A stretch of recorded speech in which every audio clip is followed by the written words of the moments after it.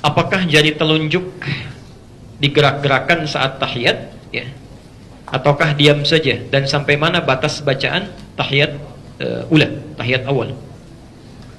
Baik. Beliau menyampaikan adalah Nabi SAW ketika memulai salat, ya, beliau menerangkan dengan panjang, mulai dari bertakbir, ya, sampai dengan duduk di akhirnya. Ya. Saya akan percepat saja sampai duduk di akhir. Kata beliau, "Fawada'a kaffahul yumna ala fakhidhil yumna." Beliau meletakkan telapak tangan yang kanan di paha yang kanannya. Ya. Jadi telapak tangan yang kanan diletakkan di paha yang kanannya. Ya. Ada sebagian riwayat mendekatkan ke arah tempurungnya. Ada yang dekat ke tempurung, ada yang di pahanya. Itu dua-duanya sahih riwayatnya. Ya. Kemudian perhatikan, melipat tangannya yang jempol ibham bertemu dengan yang wusta yang tengah gini. Jelas ya? Jadi meletakkan telapak tangan di pahanya, kemudian yang jempol dilingkarkan bertemu dengan yang tengah yang wusta gini. Jelas ya? Bukan yang jari kelingking, ya. Kalau yang ini apa? Manis. Kalau yang asam yang mana? Apa disebut manis ya? Nah, ini kelingking, ini manis, ini tengah, yang ini telunjuk, ini jempol. Jadi jempol bertemu dengan yang tengah sini.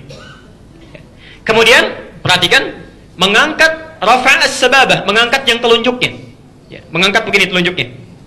Tsumma yad'u biha, ketika diangkat ini beliau berdoa.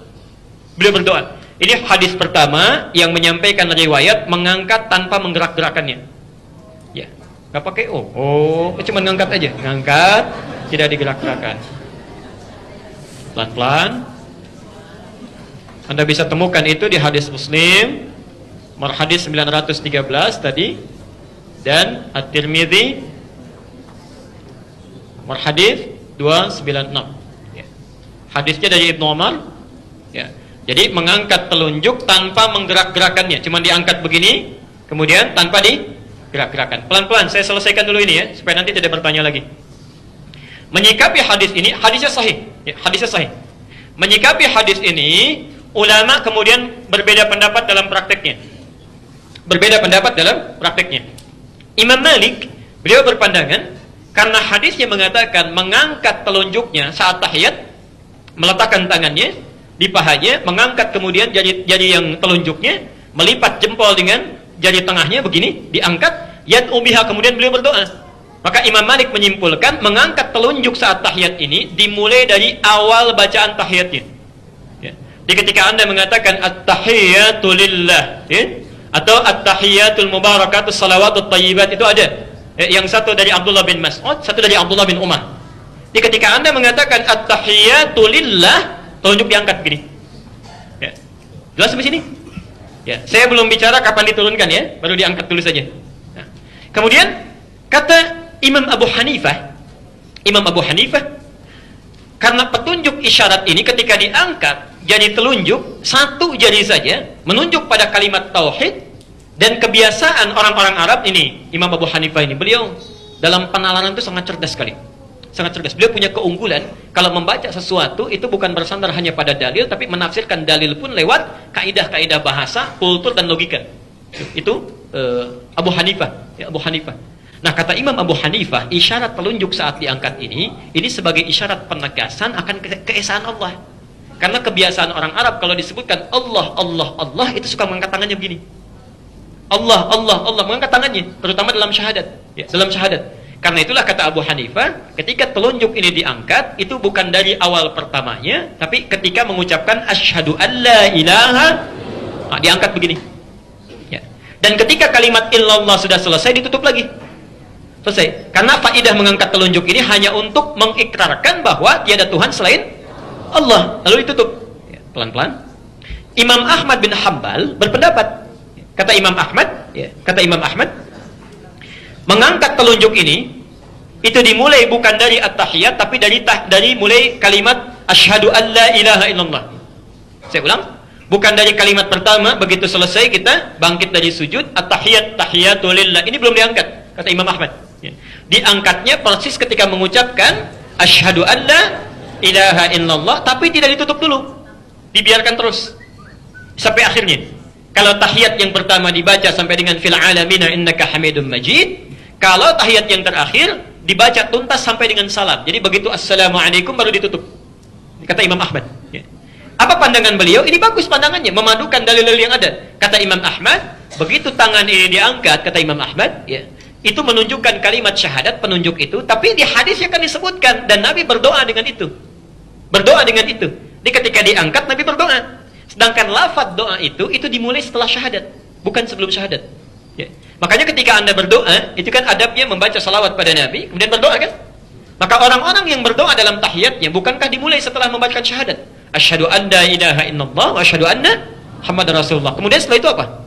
Allahumma salli ala Muhammad wa ala ali Muhammad kama sallaita ala wa ala ali fil alamin innaka.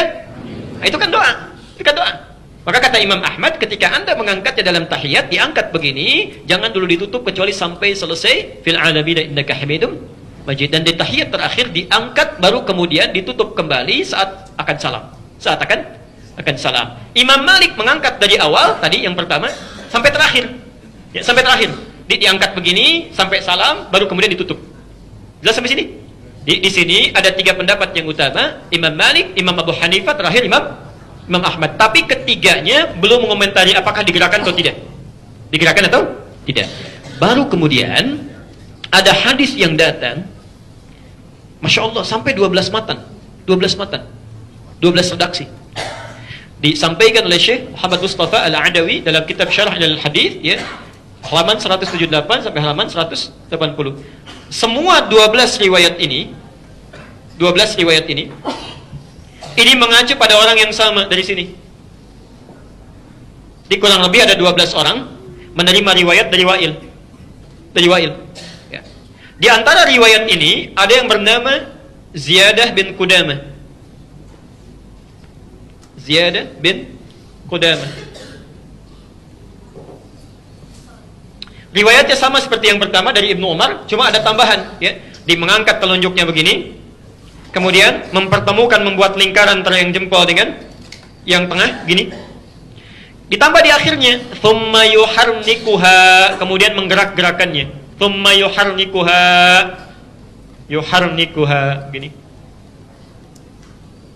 Yuharnikuha. Pelan-pelan.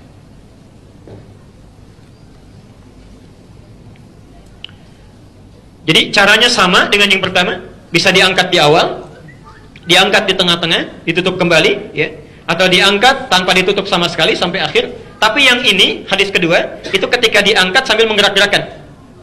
Jelas sampai sini?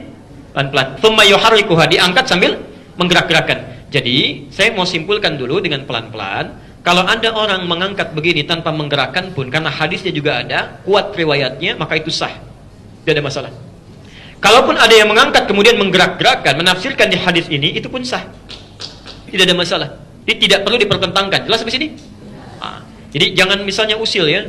Wah, misalnya ada yang ngangkat gak menggerak-gerakkan. Itu kurang soleh itu, ya kan? Jarinya jangan-jangan tidak bermasalah. Lu dibalas lagi gak ada kerjaan, itu kena Parkinson barangkali tangannya gini-gini. Itu berbahaya. Tidak boleh saling mencela. Tidak bagus. Saya tidak pernah mengajarkan celaan. Ya, pelajari dalilnya, tandakan landasannya, tanyakan landasannya, baru amalkan. Ya. Tapi kalau Anda tanyakan, mana di antara ini yang paling kuat? Ya. Anda tanyakan pada kami, mana di antara ini yang paling kuat, kita bisa bandingkan. Tapi perbandingan ini jangan sampai mengecilkan yang lainnya. Terus ya? Ulama hadis dalam hal ini memandang mengangkat tanpa menggerakkan itu lebih kuat dibandingkan mengangkat dengan menggerakkan. Ya. Dengan 2 alasan. Bahkan 3 nanti, ya. Satu. Hadis tentang menggerakkan diriwayatkan oleh Ziyadah bin Qudamah dari Wa'il bin Hujur, ya. Dari 12 hadis itu cuma 1 orang yang menyebutkan menggerakkan tangannya. Sementara 11 orang lain yang meriwayatkan hadis yang sama itu mengatakan tidak ada tambahan di hadis itu menggunakan kata yuharikuha. Tidak ada tambahan menggerak-gerakkan. Ada 12 orang meriwayatkan dari orang yang sama, 11 orang mengatakan enggak ada tambahan menggerak-gerakkan. Yang 1 mengatakan digerak-gerakkan. Ya. Jadi kalau 11 berbanding dengan 1, kira-kira yang lebih kuat yang mana? Maka dari itu kata para ulama, jika ada satu riwayat bertentangan dengan banyak yang thiqah, maka yang ini ditinggalkan. Ditinggalkan itu maksudnya dianggap lemah dibanding dengan yang ini. Ya.